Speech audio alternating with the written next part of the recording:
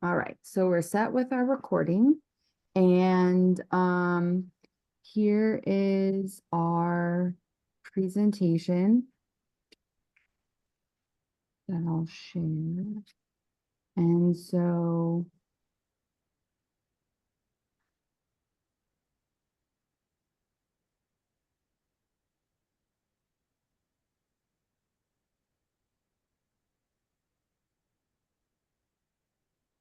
right.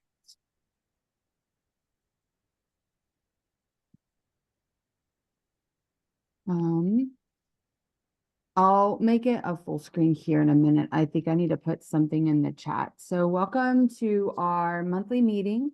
Again, Citizens Climate Lobby Houston.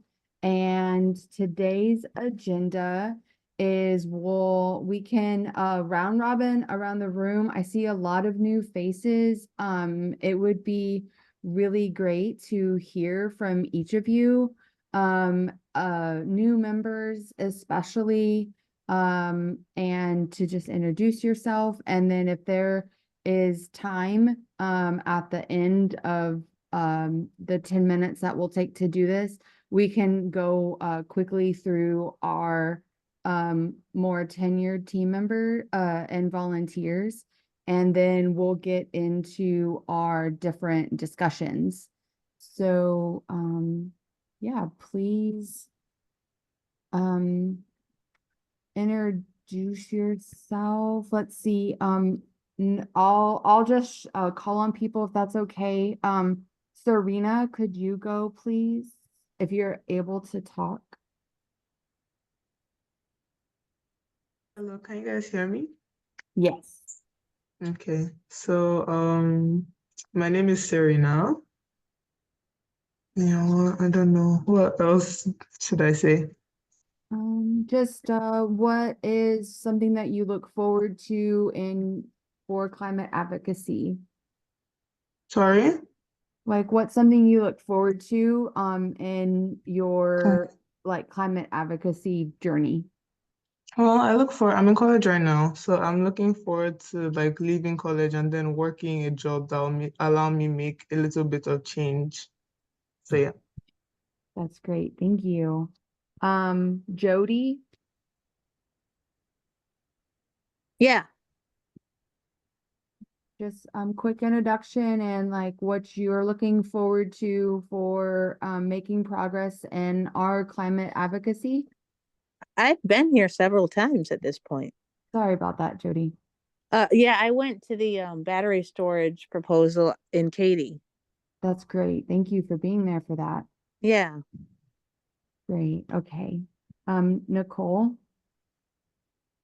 Sure. Hi, everyone. I'm Nicole. I'm from Brooklyn. I just moved here I'm from Brooklyn, just moved to Houston about 3 months ago. I actually have my own climate communications firm, have since 2017. I was pretty involved in the scene in New York City, so happy to just meet like-minded folks and help out here. Thank you. Tochi. Hey, my name is Tochi. I was born in Michigan, raised in Africa, but I've lived in Houston for about 20 years. Off and on, I work for the federal government as an engineer and project manager.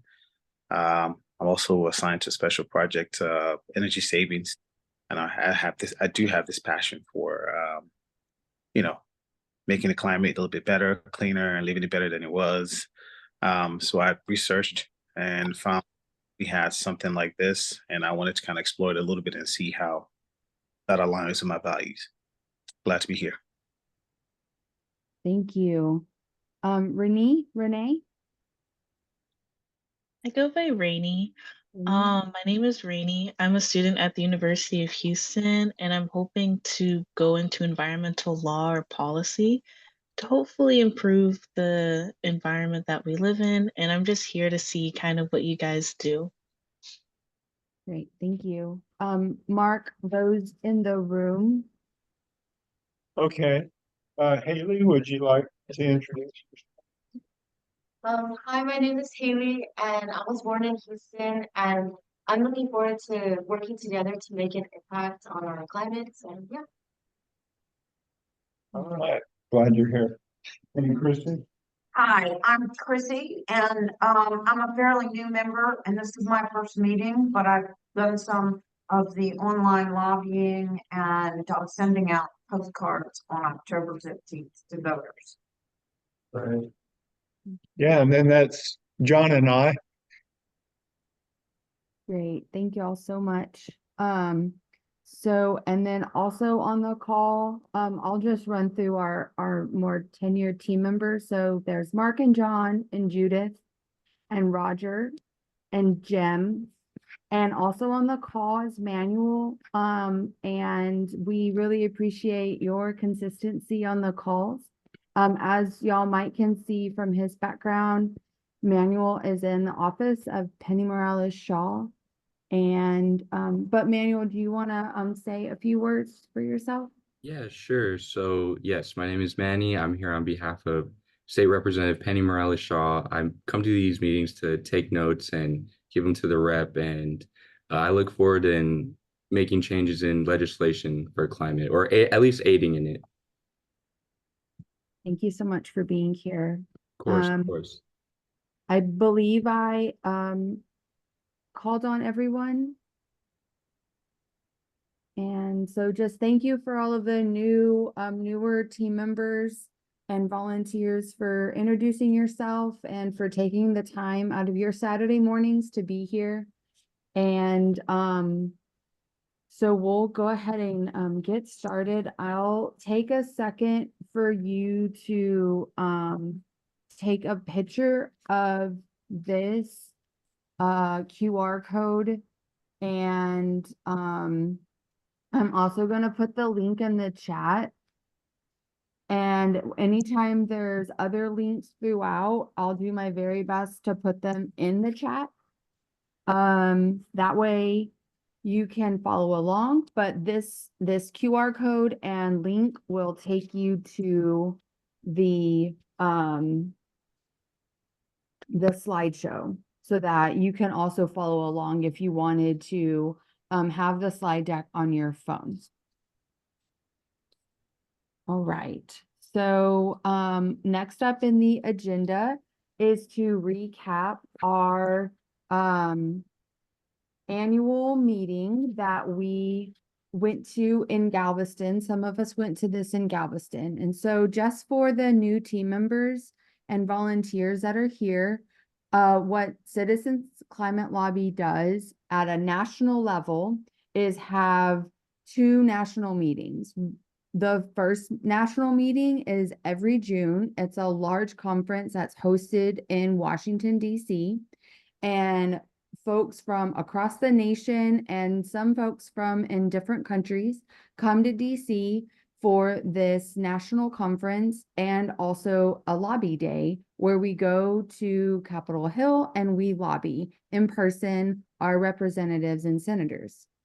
Then at a national level, CCL is broken down into different regions, and we here in Texas are a part of what is called the Third Coast. And the Third Coast has states from Texas, Louisiana, Mississippi, and we've recently added Oklahoma.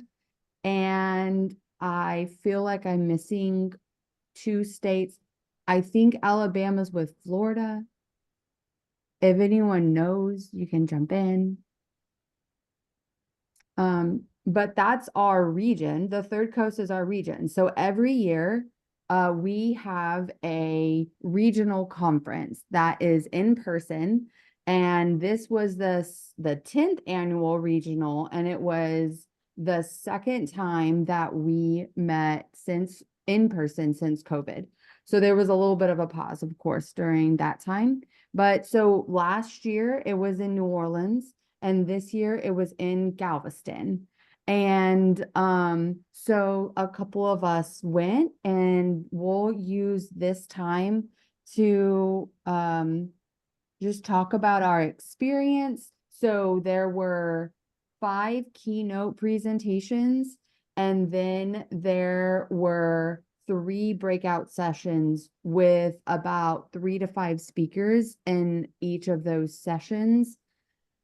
And then in the afternoon, there were 5 quick presentations from local groups in and around Galveston, talking about similar climate advocacy work or climate adjacent initiatives with their nonprofits. And then we had about an hour to do different like climate action, like writing postcards, writing letters to our members of Congress, talking about art, and also just talking about just different ways that we find relief and rest in all of the climate chaos that can happen. So I'll pause. Does anyone that went want to talk about their experience? I don't mind chiming in, Court. This is Roger Ingersoll. I was there a couple weeks ago, and I thought it was. I've been to several before. This one was really good. But they all have been very good. But just back up 1 second. The third coast is Texas, Louisiana, Arkansas, Oklahoma, and Mississippi. I think that's all of them. Okay. I'm not positive. There might be one more, but I think that's all of them. But geez, sorry about that. I really enjoyed the opening by the mayor, because the mayor I thought he did an outstanding job of really conveying his concerns for and observations of the impacts of climate change on the island. And he was you couldn't tell whether he was Republican or Democrat, which is obviously what we like. I mean, just he's nonpartisan, but he's very straightforward. I found that to be very refreshing for a mayor to talk the way he did. And then the university president, Mark Fossum, who's a former astronaut, did a really nice job talking about the university and the things that they're doing and some of their ocean programs, et cetera. And plus his experience from space. And then like you said, all the keynote speakers I thought were very well done. I was helped moderate one of the rooms, and the one session that I scuba dive, but there was an author there, she had a PhD, Julie Burwald, who is an expert on coral reefs. And, you know, if any of you that know, probably all know this, but the reefs around the world are in decline. And there's one healthy reef actually off the coast of Texas, which is kind of unusual. It's in fairly deep water, which is also different. But there's one in Honduras that's an outlier, and they're doing tests on because all the species of coral are doing extremely well there.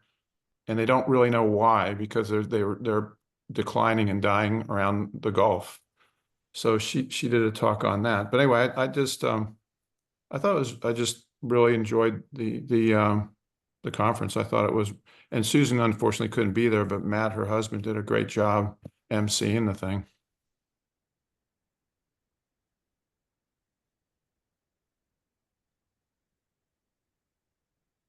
This is Judith. I saw Julie Burwald too, and I think that was probably my favorite thing. I saw another really great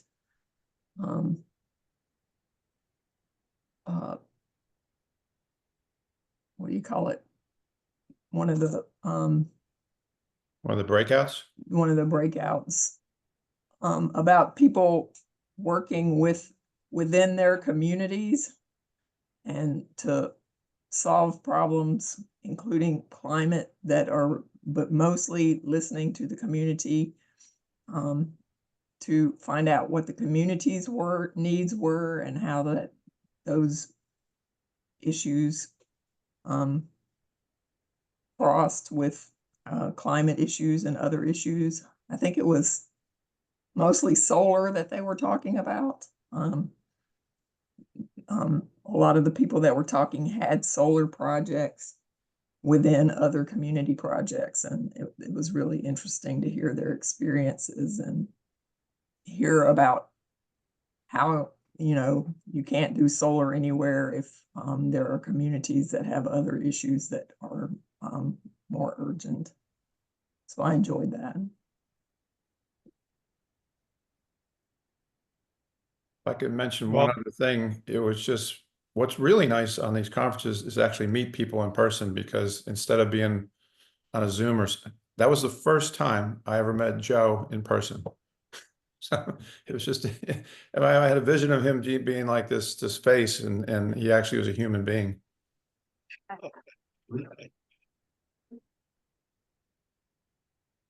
I enjoyed the conference. I always do. Unfortunately, I missed 2/3 of it. I had another commitment, but going to the conference, and I was reaffirmed this time going. It's just like a breath of fresh air to be around a lot of people that are concerned about what we can do, what actions we can take. It's just breathing rarefied atmosphere, it seems like. And the one breakout session I went to, as Judith and Roger mentioned, was on the coral reefs. And that lady she's passionate about doing something about the impending doom of coral. And hopefully she offers some hope for us. And she said when the world temperature increases 1.5 degrees, that most of the coral is going to be bleached. So we've got these little islands of ones that are doing well. Hopefully that we can expand on those.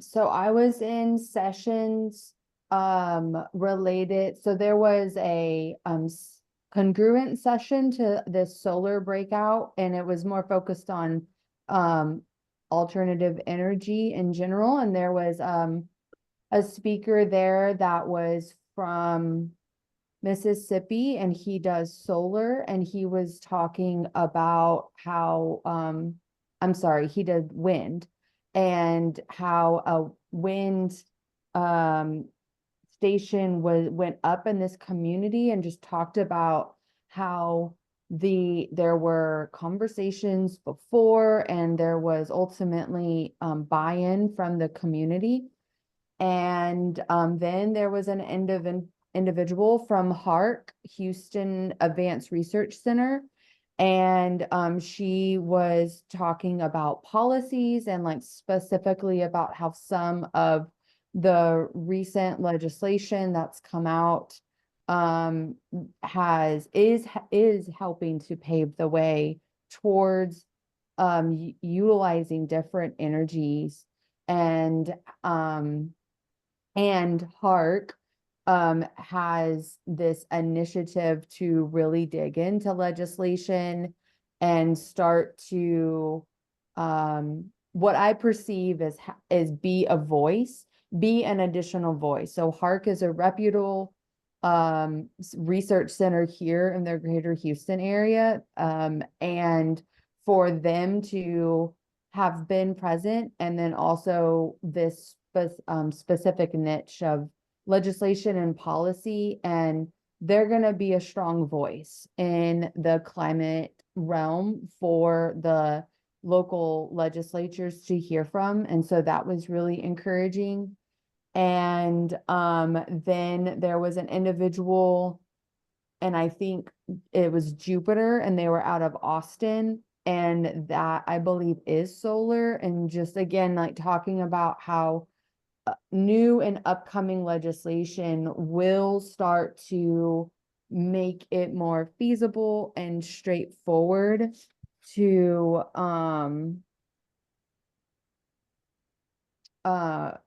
get this type of energy off the ground. And so that was a really interesting session. And then the other session that I helped to monitor was a group of high school students and some college students. And I know we have some younger individuals on the call, and to see the motivation and the persistence, and the moderator was also a youth, and she went to DC.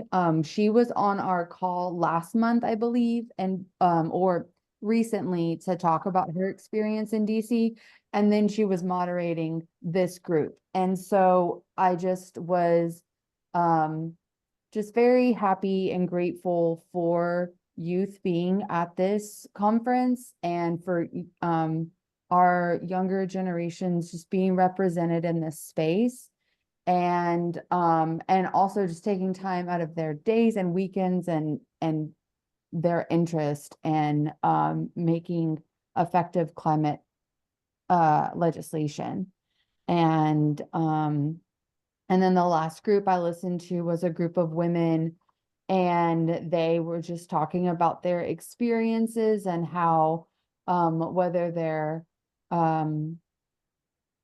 working just independently or working in their community, just how they were able to find their voice and space in this climate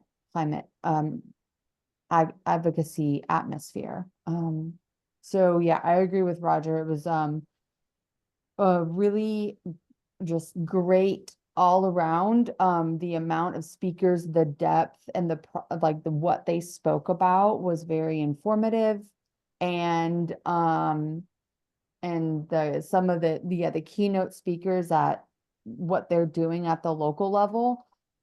There was 2 additional keynote speakers. One was from Oklahoma, I believe, and she was an Indigenous person, and she just spoke she went to school very recently, and she is older, but she just spoke about everything that she's learned and what she's going to be able to take back to her community.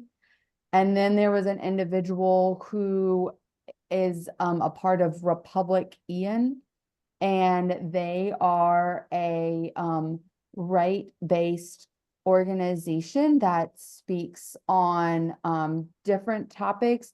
And she specifically has a climate change or the climate atmosphere podcast. And I've listened to one of her episodes since, just because it was I just liked the way she spoke, and I liked the way and then in her podcast, I feel she's very genuine, and there are people out there who are building bridges, who are having very effective conversations, productive conversations. And that podcast is like a little snippet of what is happening and in DC, and perhaps in other arenas. So any other comments from the conference? Okay. Again, it's an annual conference, and I'm also going to try to dig, because the link that I sent, it takes you to a higher level agenda. So not all of the speakers are there. I'm going to try to find where there's a fuller list of the speakers, in case you want to Google or any of them. So basically it's once a year in the fall, and once you're on either our newsletter, the national newsletter, you'll know when the next one is, and then where it's at.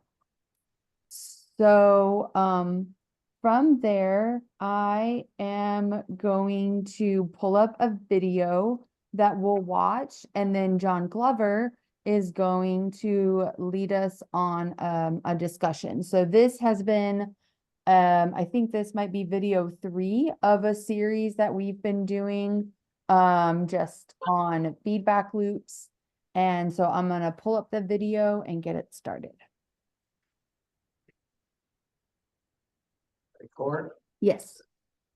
Yeah, just run the video, make sure you get the audio and the video part of it. And, and then when it's done, you can disconnect it, no one just talk, so I don't need to do anything. Sorry, I didn't get that last part. It's over, just close the video and then we'll talk about it after. Okay. Okay.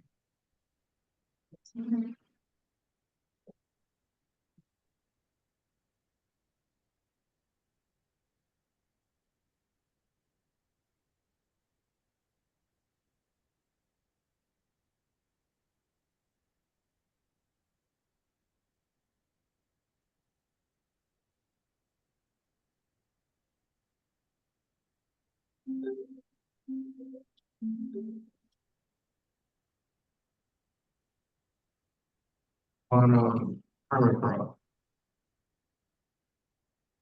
Oh.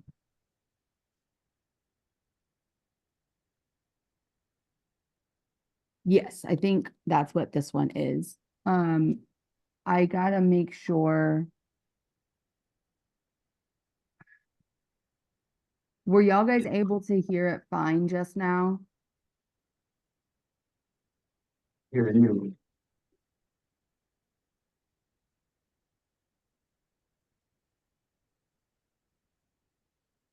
Audio. Can't hear it. Okay, there's Joe. I'm reading my notes. Joe taught me how to do it.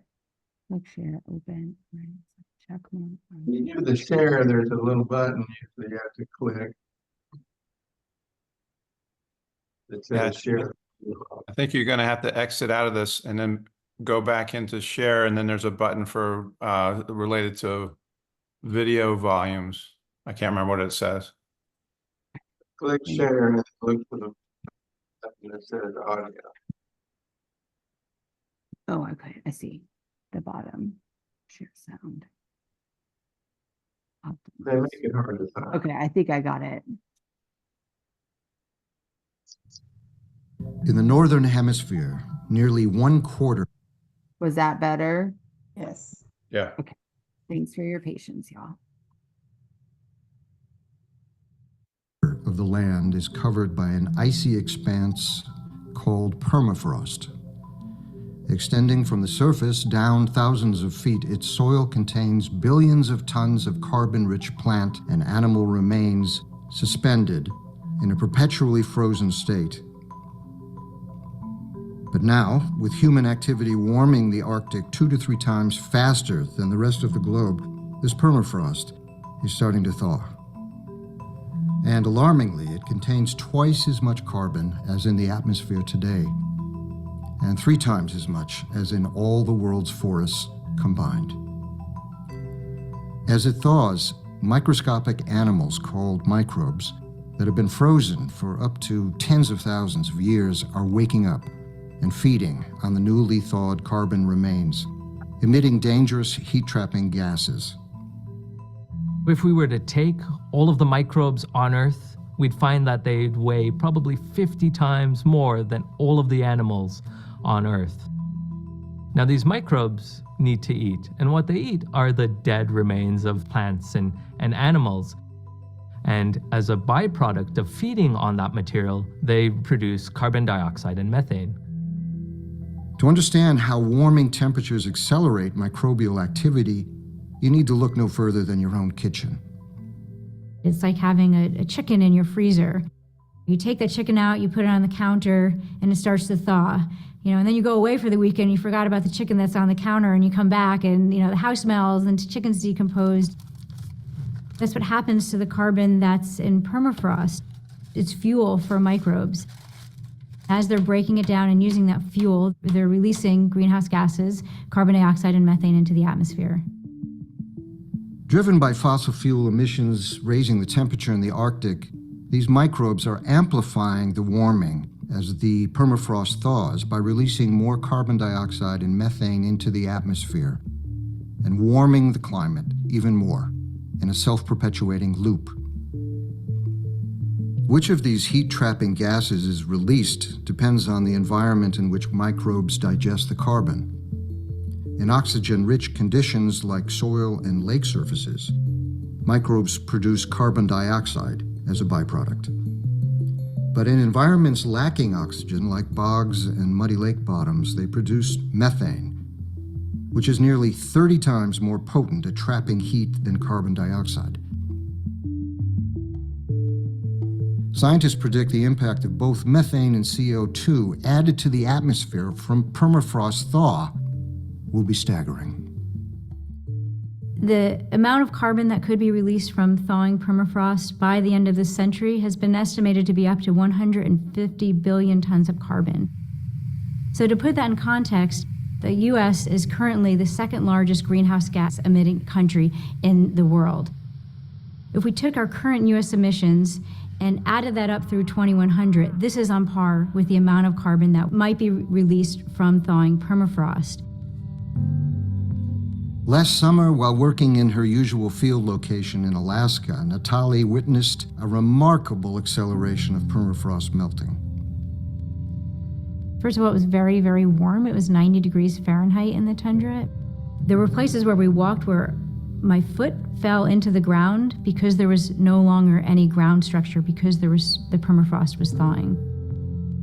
I've never seen change happening that quickly from one year to the next. To understand how this thawing will impact the global climate, Natalie and her team collect permafrost cores from different locations across the Arctic.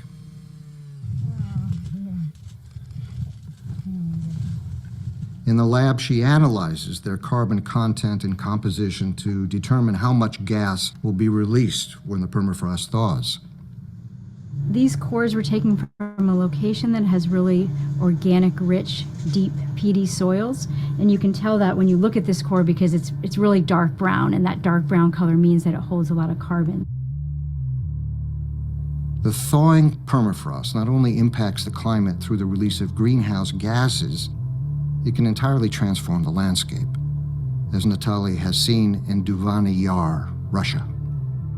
I had never seen permafrost thaw and ground collapse of that magnitude. You know, I remember driving up to it on the boat, and it was like, wow, this huge cliff, many, many stories high. You see these really, really fine roots that have been frozen for 40,000 years. Once they're thawed, they'll decompose in a year. And something else is having a dramatic effect on the landscape in Siberia. Crater-like holes, which are thought to be the result of a buildup of methane under a thick layer of ice. When the ice melts, the pressure gives way, causing an explosion. A year or two later, the craters form lakes that release the previously buried methane into the atmosphere. Sometimes lakes that form from shifts in the landscape emit so much methane, you can light them on fire. As the permafrost thaws and the Arctic heats up faster than the rest of the planet, that blanket of warming mixes into the atmosphere, encircles the globe, and it leads to all kinds of global disasters. Crop failure in the Midwest, droughts and flooding in Africa, record heat waves in India. And in the Northern Hemisphere, home to most of the world's lakes, the warming is having an impact similar to the permafrost thaw by bringing new food sources to the microbes that live there. Plant species from south of this region are migrating north, setting off another feedback loop. Traditionally, the pine needles that the microbes would be digesting would have provided quite a limited diversity of food sources. But now, with deciduous broadleaf species like maple and oak, that's bringing a much greater diversity of organic matter and carbon for microbes to digest.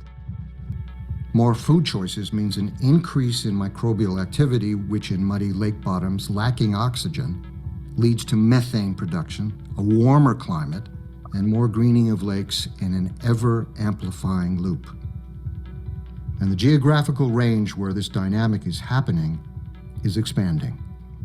That northward shift isn't just happening at northern latitudes where most of the world's lakes are found, but also elsewhere like New England, like the Great Lakes area. Deciduous trees aren't the only species drawn to the warmer climate. Another major change that we're seeing happening around lakes is that cattails are moving northwards into the lakes where they previously didn't grow, and where we compared the effect of cattails versus pines and oaks and maples on the amount of methane released from lake sediments. What we found was that there was at least 400 times more methane produced when we added the cattail litter than any of the tree litter. Models show that in the next 50 years, cattails around lakes will double. And since more cattails means more methane, methane production is predicted to increase by 70% across all northern lakes. From the global climate perspective, this is something that we really need to be worrying about and thinking about how to actually mitigate and offset. And the problem is only going to get worse as the amount of heat-trapping gases microbes produce increases. Today we have a choice. We can continue with business as usual and let these warming feedback loops spin out of control. Or we can choose another way of living. We can implement policies that support a sustainable future. We can curb fossil fuel use and regreen the Earth. This would slow down and eventually reverse the feedback loops to restore the planet. For permafrost, the less warming we create, the less carbon dioxide and methane will be released into the atmosphere. The more temperatures will drop, and the more permafrost will stay frozen. Once carbon is emitted from permafrost, it will take a very long time for it to build back up. There are some places where the physical effects of permafrost thaw may be permanent, but in other cases, when you're having permafrost thaw, you can have permafrost refreeze. Since greenhouse gases mix throughout the global atmosphere, action everywhere in the world will reduce permafrost thaw. And reduced permafrost thaw will decrease warming everywhere in the world.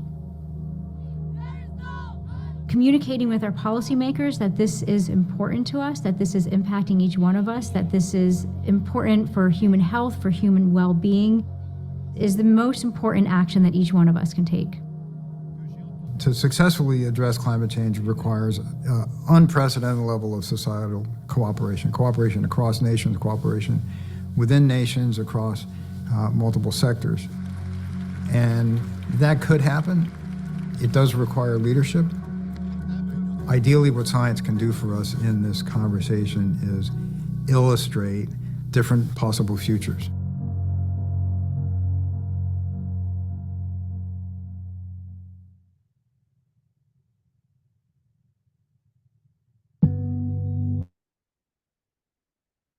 All right. Can everybody hear me now? Can you hear me? I will mark here and second round. Judith, can you hear me? Yes. Okay. So, that's the last of the individual videos that we're going to watch on climate feedback loop, in this particular one is permafrost. The idea of the feedback loop is that when the output of the system begins to grow and it's fed into the input such that then grows even more and even more and even more, and that's a feedback loop. And that's a positive feedback loop, which is a really bad thing. The problem we've got with I see with the one with the permafrost and some of the others is that you'll notice the places that he described as being affected by this were in other countries way up around the North Pole and something like that. You go talk to your friend or your neighbor out the back door, and they're not paying any attention at all to what's going on with permafrost. And that's what really worries me. Are there any other thoughts that entered other people's minds as they were watching that video?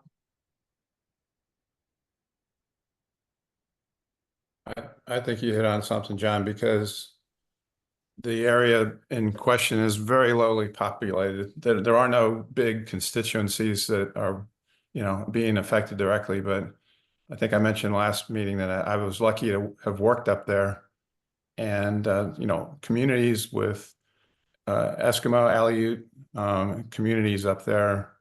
The ground underneath them is actually softer. And I was a civil engineer, and one of the things that they do is when just designing pile support for those used to be simply you drill a hole, put the metal pipe down, and you put a sand slurry back in. The sand slurry freezes, and you got yourself a strong pile. Well, now with permafrost thaw, those piles don't have the same support, and the buildings are settling, and whole communities are having to move.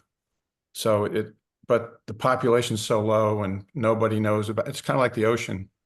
No one lives on the ocean, so that it doesn't get the appreciation of the problems that are going on there.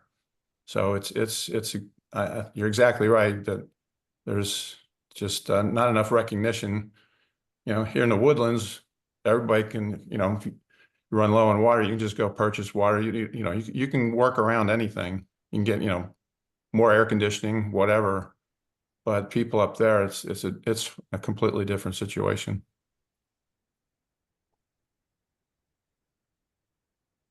I see it as it feels to me sort of like a time bomb, that we place a time bomb in the earth, and now as the thawing takes place, it's going to reach a point where it gets really, really bad.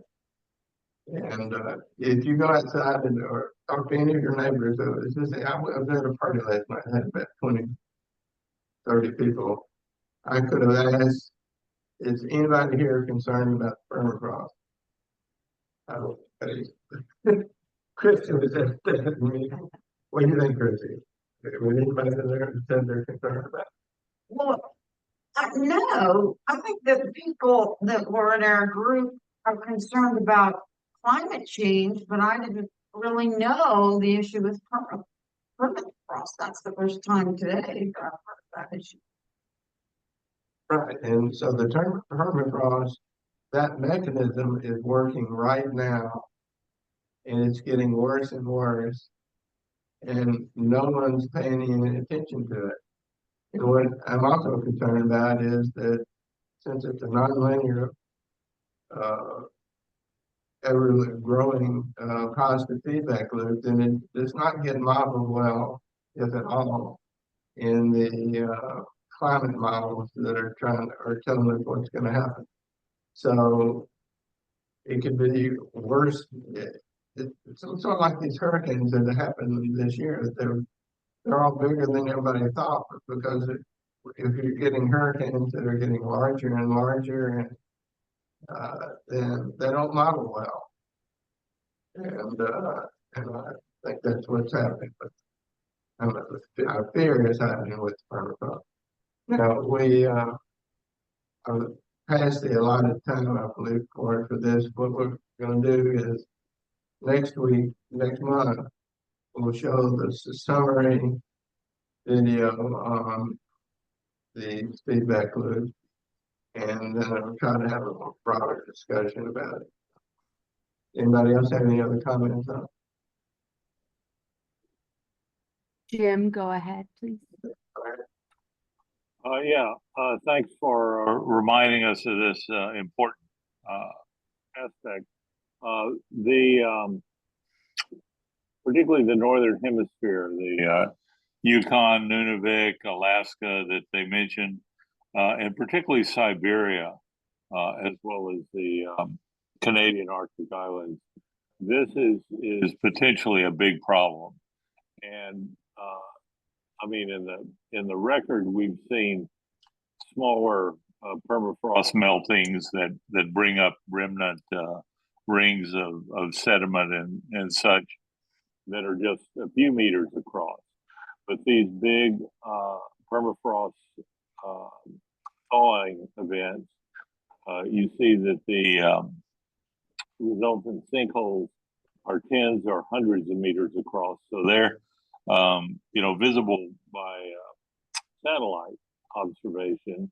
And so we can tell that they're happening more rapidly, even if, areas, large unexplored areas like Siberia, we haven't really covered regularly or recovered regularly. And they mentioned methane as well as CO2. CO2 from the degrading vegetal matter as these are exposed. But an immediate effect is the trapped biogenic CO2, essentially swamp gas from times when these climates were warmer and these areas what's tundra now might have been more swamp-like in the future. And in the geologic record, we think we see evidence of when this so-called methane shotgun has gone off. As John was mentioning, you hit a certain threshold and you get a cascading effect with more and more of what's causing more and more of the problem. So I think it's good to be aware of it, even though permafrost is not something we're all likely to see, unless we are doing jobs like Roger was mentioning. So the effect is going to be there, whether we're sitting on top of it or not. And given that the atmosphere and oceans are a shared commons, we're all going to end up with the results. So I think anything we can do on helping people be aware of these issues, and this one has a subset specifically, in addition to all the anthropogenic CO2 and methane contributions, is very important and good to keep in mind and communicate with people when we're having those sort of discussions. Thank you. I have a question. Near the end, they said, well, we have choices to make, and then they were just talking about re-greening. I know the Citizens Climate Lobby is encouraging alternative energy sources, but what about re-greening? Is there something we're doing to encourage, regrowth of deciduous trees? Yeah, we have there's 5 major bullet points that we have, and one of those is forest and healthy. What's it called? Healthy forest is what we stop deforestation. Yeah, stop deforestation and plant new trees, and so that's one of our 5 major areas.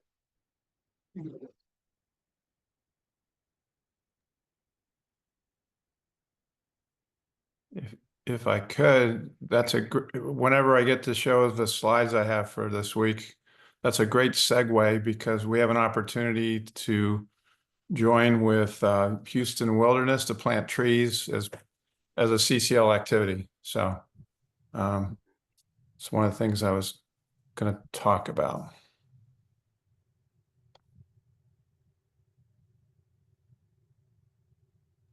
Go ahead. Sure. Okay. I guess the image didn't come up, but we've participated in previous years with Houston Wilderness, and they plant trees across a lot of them are in like bayou locations, and we have I can't remember all the 4 pillars, but one of our pillars in the CCL is what did you call it, John? Healthy forests. Yeah, it's healthy forests. So there's 2 things you can do to that. You can reduce the harvesting of forests around the world, or you can increase the planting of forests. So this group gets free trees and we provide the labor to install them. And so the question is there interest to plant trees? I'm from the Woodlands North Houston chapter, and we join you guys for your meetings. But I think we can count on 2 or 3 volunteers. Sometimes we have 3 or 4, but I think 2 or 3 for sure will come from our chapter. And most of these locations, not any of them are up north here. They tend to be down in the Houston metro area. So the question is, if we were to do this, would there be interest? And there is, one of the problems is that they have a lot of their planning dates on like Fridays, and a lot of people work, so that doesn't work out very well. But they do have one planned date on November 16th, which is a Saturday. But if we get a large enough group, we can request a unique date that they'll provide trees to us in a location. So anyway, this is out there as an option for CCL to do. So I think with Joe, I can get word out about this. I'm just kind of curious whether there is interest. I'm interested. I'm interested. Okay. And as far as I'm guessing Saturdays obviously work way better than like Fridays for most people, right? Not usually for me because I'm retired and almost everything I do happens on a weekend. Okay. Well, we might end up with a couple. I don't have the thing in front of me, but there are a number of dates. And you can go as a single person from CCL, just one person to represent us. So it doesn't have to be a large group. So I guess what that means is we'll have to follow up further and let you all know. I guess I'll get with Joe, or maybe Court can help me with that as well in terms of just how we might get that organized. But we've got a couple people that have done this for the last couple of years, so we'll definitely be back in touch with you. And I'll jump to this one for you, and then I'll jump to the first one in a second. Okay. Okay, Cocktails and Conversation. Not many of you, hopefully you all remember Cocktails and Conversation. It's a monthly thing that we do in Texas. So it's returned from our summer sabbatical. And our first featured speaker will be Jolie Cadenas. And she's a CCL volunteer who was in our chapter. She's since moved. She now lives up in Utah. But anyway, she's going to give a talk. I don't know. She's going to send me this weekend the exact title of her talk and what she's going to cover. But it's probably going to be Maritime Sustainability 101. But she's an expert on transportation decarbonization for trucking, rail, and maritime industries, primarily, I think, maritime, but she works across the whole spectrum. She's former military, and I think she was like an expediter for the military. So this is what her whole career has been in. And it's the movement of parts and consumer goods from one part of the world to the other, and micro movements in between, like port to warehouse, et cetera. But there's work going on, not so much of my understanding from a government standpoint, that the industry itself is trying to make particularly ocean transport more sustainable. But she's the expert, and I will get a notification out in the next week. And so keep an eye on the Third Coast is one place I'd post those, and I don't have an access to the Houston email list, but perhaps Joe could send that out to y'all with some details. It's in two weeks from today at 4 p.m. It's a Zoom connection, and honestly, they tend to be really interesting. So there'll be about 30-40 minutes of a presentation followed with Q&A. And then we have a New York Times climate news test quiz. And the winner of that gets a $10 Starbucks coupon or $10 Starbucks card. So come early, come often, and bring your friends. I think we Jim? have a question, yeah, from Jim.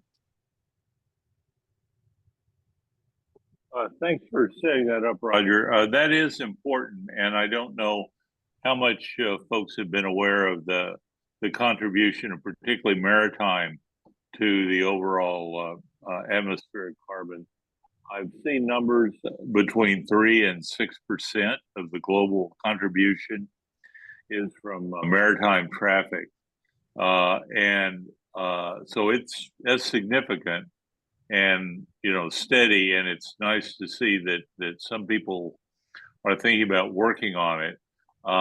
Plus, I don't know how aware you are of that whole system, but the fuel that ships burn are really nasty stuff. It is the bottom of the refinery stuff.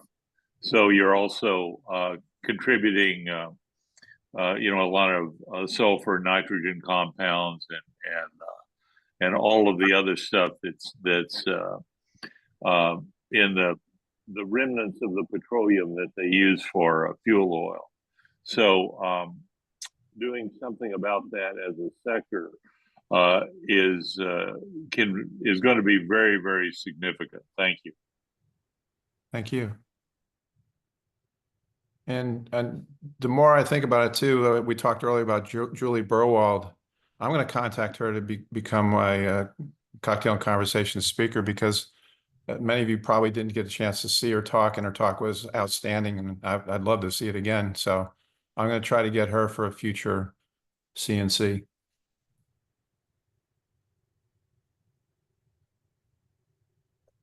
And last is that we have a tabling opportunity, and it's Friday night, October 25th. It's pronounced Taizé. It's a ecumenical service that the Sisters of Charity of the Incarnate Word, they have a campus downtown of about 60 acres, and they have an incredible chapel, just really beautiful. And it's multi-faith. It's not like you're going to a mass. It's a prayer service, and it's candlelight ecumenical prayer service with a number, and it's primarily I think it's all Christian faiths, and they're going to have a creation theme this year. So, and we've been invited to table at this. I will be going, and my understanding is that Mark can support as well. I will get more information, but if there's anybody else I'll probably have to get with Mark afterwards, because I'm hoping that we can use the Houston tabling materials. But if you want information on this, if you can shoot that QR code, then you can, it gives you all the details. It's Friday night, 7:30, probably about an hour long. And then I think they're going to have like light refreshments afterwards. Great. Thank you so much for sharing this, Roger. We really appreciate it. Hey, Court, I have to go fairly soon. And I would actually like 5 minutes for the lobby. All right. I'm going to jump to your slides, and then we'll work through the PowerPoint. All right. We'll go ahead. Is that good enough? Yeah, that's good. Okay. So December is lobbying time, and so we're working toward creating lobby meetings for the people for the representatives that don't have a liaison. I'm gonna work on 2 or 3 meetings. Tochi is in Al Green's district, so I'm gonna work on that. If anybody else is in Al Green's district, Texas 09, please let me know, because part of the work is to find constituents to attend the meetings. The other one, I'm planning on working on is Sylvester Turner, and Wakar has a Washington person that wants to help, and so I think I'm going to ask her to help me create a first meeting with Sylvester Turner, who's not elected yet, but is almost certain to be elected. And then John Sigrin and I have been working on a meeting, trying to get a meeting with Sylvia Garcia. And so if anybody is in Sylvia Garcia's district, we're also hoping. So those are the 3 meetings that I'm going to work on. The representatives who have liaisons, I'm assuming that those liaisons are going to work on a meeting and try to get one going. If anybody needs assistance, let me know. That's the most important thing that I had today. Or if anybody wants to join any of the meetings that I am creating, whether you're a constituent or not, we're happy to have help and extra people in those meetings. There might be one other slide, but that's the most important thing that I wanted to talk about. Yeah, the conference is December 7th and 8th, and we try to lobby around those dates. So that's what we are going to aim for, meetings before and after the 7th and 8th. And there is work going on in this Texas State Action Team, and there's some teach-in videos at the link there if you want to go and learn more about what's happening in the Texas State Action Team. That's all I have. Thanks, Court. Thank you. All right, so we're gonna continue with our different levers. So CCL works using 5 different levers. The first one of them is lobbying. And then we'll work through each of the other ones, and then I'll go back up in the slide deck to talk about other happenings, especially at the national level. So we'll hear from me next. So I'm the lever leader for Grasstops, which is our business leaders, very prominent individuals that can help us just raise our voices. And so these individuals might endorse our carbon fee and dividend, or they might endorse climate advocacy. And so you can see on the right hand of the screen, just through the years, these are different individuals, like representatives or businesses that have had some sort of endorsement for our climate advocacy and carbon fee and dividend. So if, sorry, I didn't update my slides. We did have a meeting with Representative Penny Morales Shaw's staff back in August. And as y'all saw, a representative like Manny will come to our calls, and we just sincerely appreciate their activeness with CCL and just becoming very informed individuals to help Representative in her mission.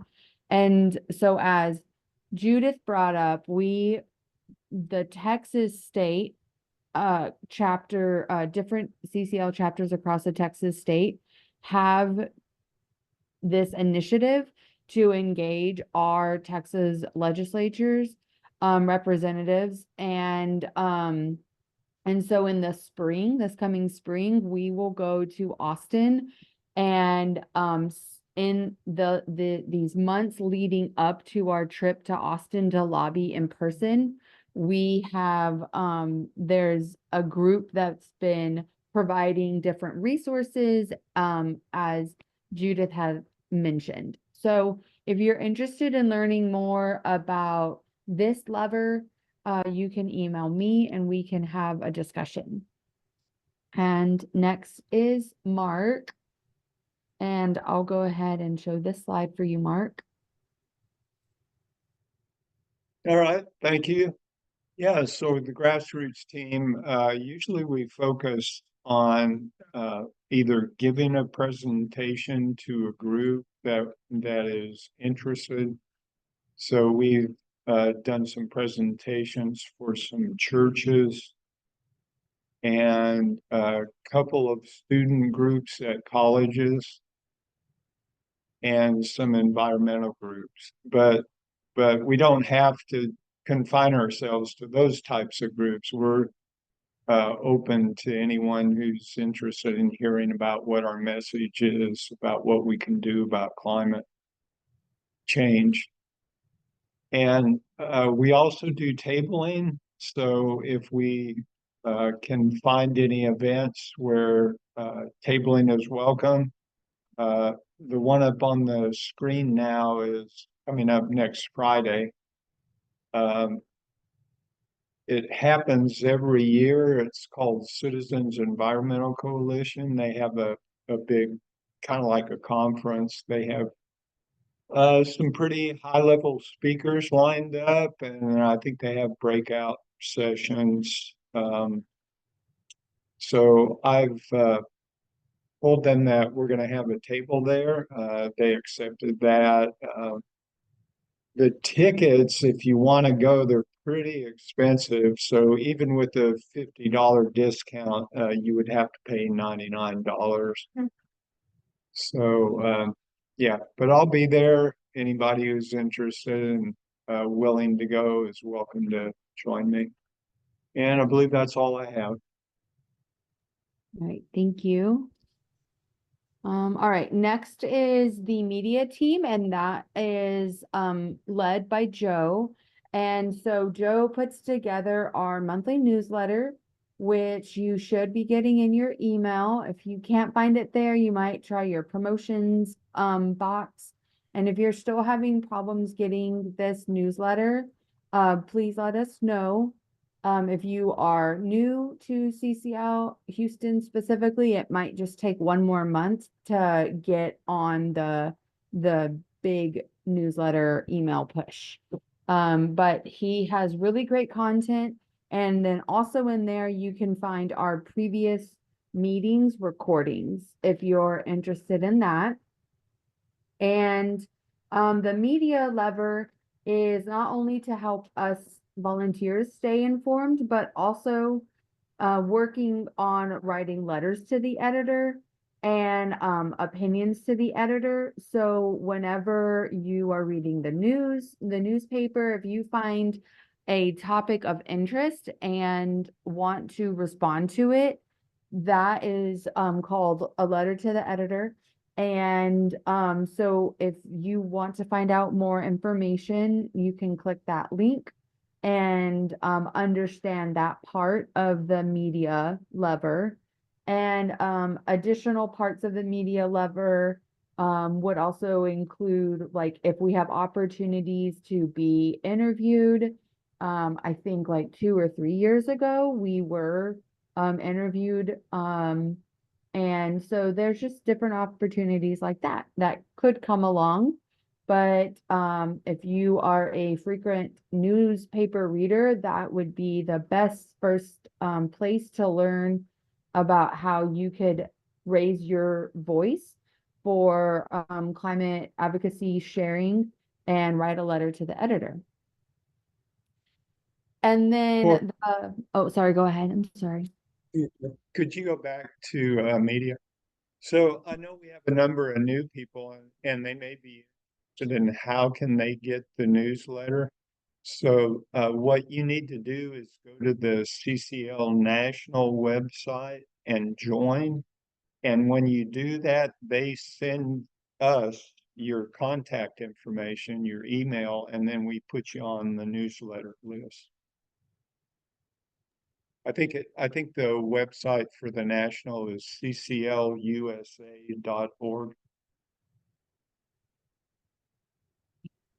Thank you. And then so the fifth lever for the way that Citizens Climate Lobby works is chapter development. And right now, Mark and I are heading that up. And basically that is us trying to get you a warm welcome into CCL. whether that's us emailing you for the first phone call, trying to get you all of the different resources that there are out there. It can be a little bit overwhelming, but there are really great resources that are tried and true over the last 10 plus years that CCL has been active. And so if there is a particular area lever of these 5 that we've just been over, or if there's a particular interest group like the Texas representative approach, there's a lot of resources. And so if you're having any challenges diving into those resources, you could reach out to Mark or I. Also, I really appreciated that Roger brought up that volunteer group and opportunity. That is another way that we try to develop our chapter, is to find unique ways to get outside and do something. So whether it's walking in a park or helping another like-minded group with their volunteer work. So just be on the lookout for more opportunities for that. And those are just fun because we get to see each other face to face.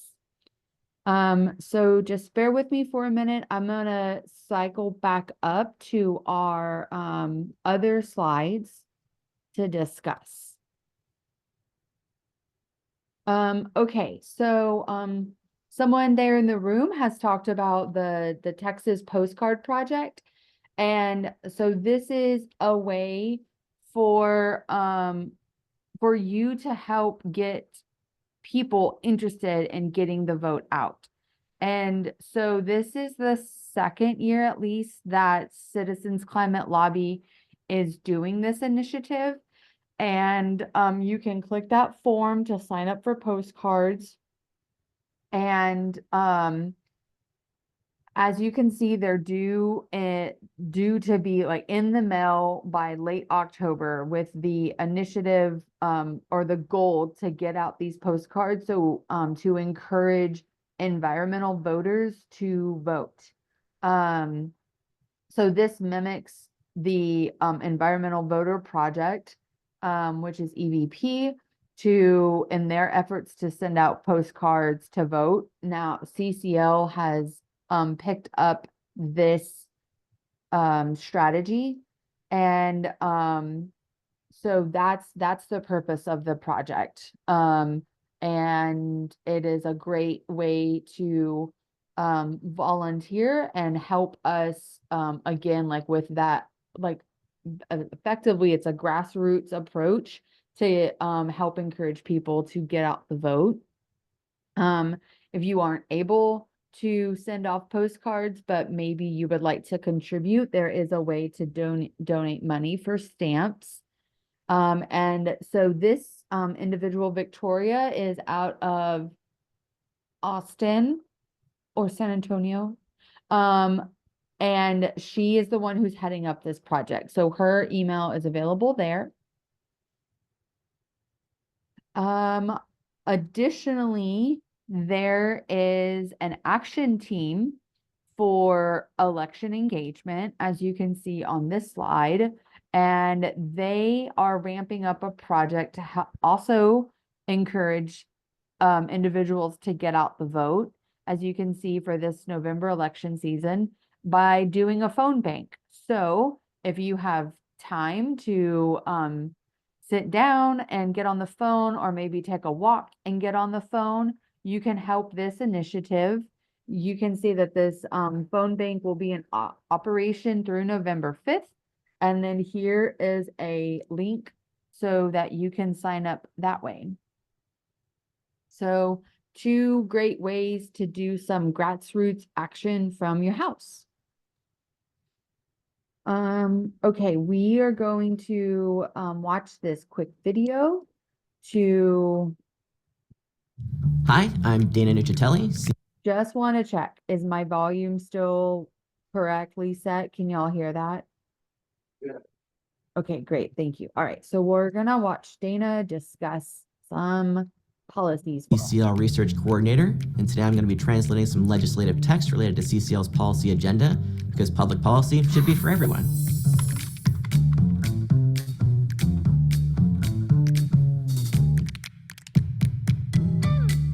We got to build more wires and move more electricity across the country.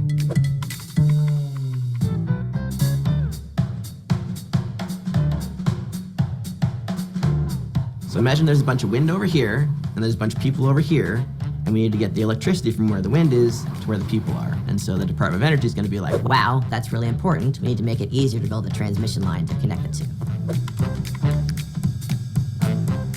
We're going to put a price on carbon pollution. It's going to be great. It's going to be awesome. It's going to be maybe the best idea in human history. Who knows?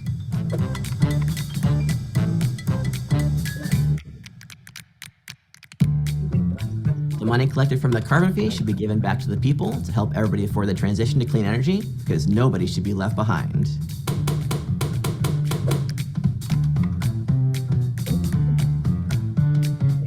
If you electrify your home and make it more energy efficient, we'll give you some money.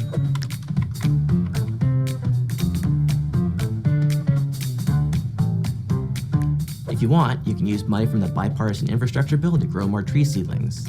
For real, grow more trees. We need more happy little trees. Bob Ross. Oof. Sometimes Congress forgets how to spell, and then they correct it 55 years later. It happens.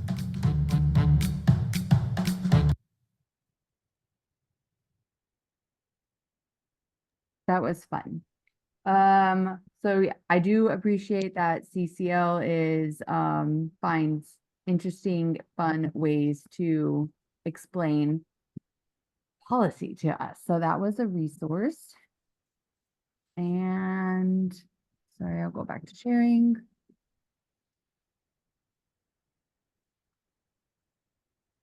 All right.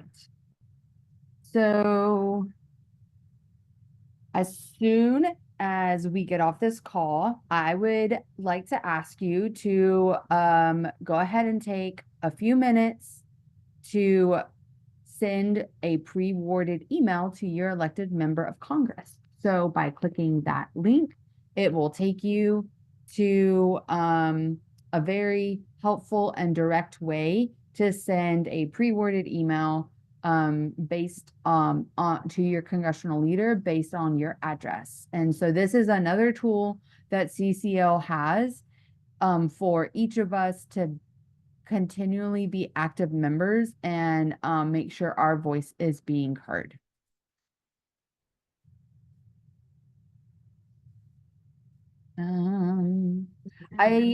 This is a great video, but just for the sake of time and just like last minute discussions, I'll go ahead and just pause. After this meeting, our monthly meeting, there is the national meeting. And so you can listen in on that. The links are provided there. And so you can learn more about this speaker and their reporting, and also get updates from the national level. Okay, so I just want to say again, thank you for being on our call.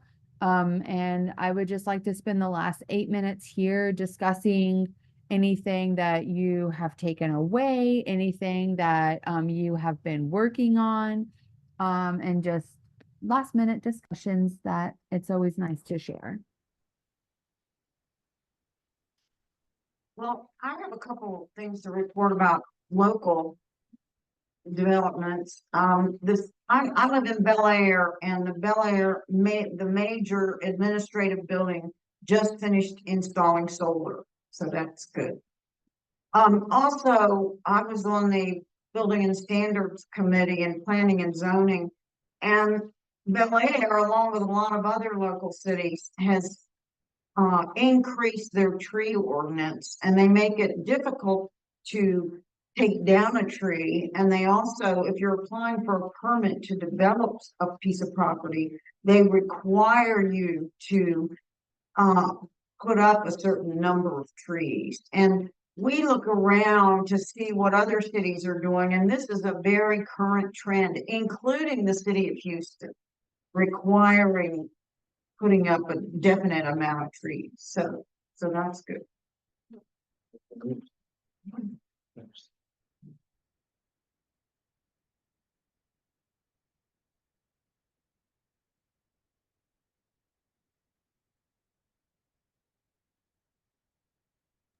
Point that I forgot to make on my talk was the fact that the emissions that you get from permafrost melt are new emissions similar to new fossil fuel emissions that are from burning fossil fuel. Okay, that's different from some of the other feedbacks. If you look through some of the other videos there, the feedback mechanism has to do with the effect of the emission. So like the albedo effect, there's the melting of sea ice in the Arctic, and the melting of sea ice in the Arctic warms the Earth. Warms the Earth causes more melting of sea ice, and the Earth gets warmer and warmer. But that's not creating new emissions. That's a little different. But this permafrost is particularly bad because the main thing we got to do is stop emissions. We got to stop pulling out old carbon dioxide and methane out of the ground and releasing them into the air. And this permafrost problem is doing precisely that. So that's particularly worse.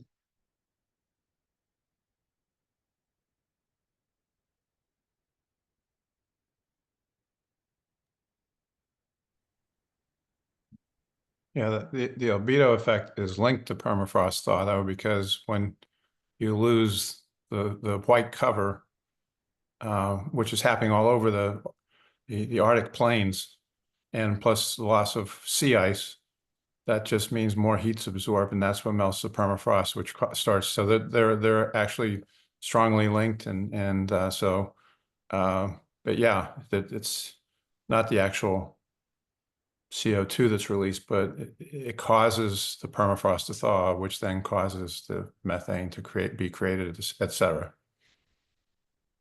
Right, and both of them are problems that the average person even the non-average person on the sidewalk has given no thought to it whatsoever in their life. Just maybe the challenge. I do this just because I'm interested. If we all have our apps on our phones for the weather, right? You can put in different cities. Put in Prudhoe Bay. I check it just because I'm always interested. And Prudhoe Bay this morning was like 30 degrees, and there's nothing about that that's normal. It should be way colder than that. And I just check it throughout the year just because I'm curious, but you can just see, because it's past the summer solstice, it's starting to get more dark there now and get much cooler, and 30 degrees is abnormal. I mean, the high today is, I think, 33, 34. So it's getting above freezing. It should not be doing that.